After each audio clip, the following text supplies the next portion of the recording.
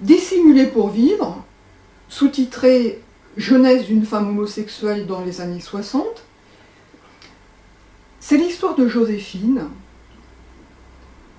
de sa naissance jusqu'à ses 18 ans.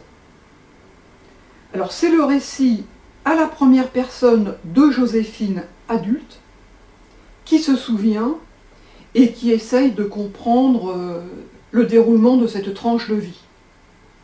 Ça se passe dans les années 60-70.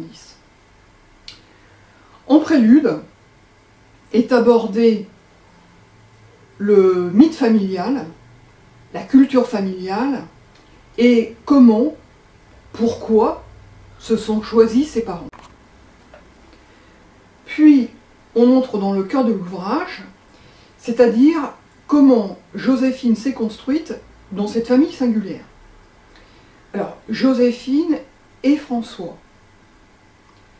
Joséphine a un frère, à peu près du même âge qu'elle, qui va lui servir de point de référence, de point de comparaison, qui va être le support de ses interrogations sur son genre. On va lui dire « ceci est féminin, ceci est masculin », et ces dictates vont lui paraître bien arbitraires.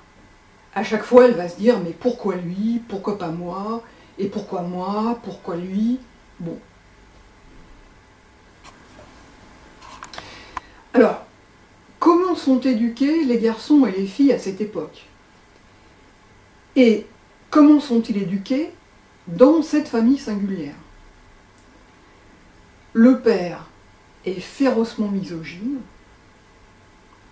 bien qu'il aime les femmes à sa manière, il y a toute une ambivalence, et la mère est elle aussi férocement misandre.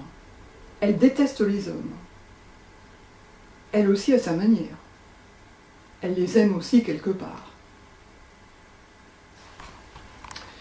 Joséphine décrit comment elle-même et François se sont débattus dans toutes ces contradictions.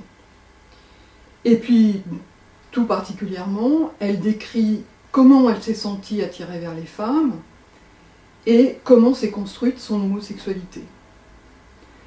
Alors, dans cette famille, tous les membres sont en réelle difficulté psychologique.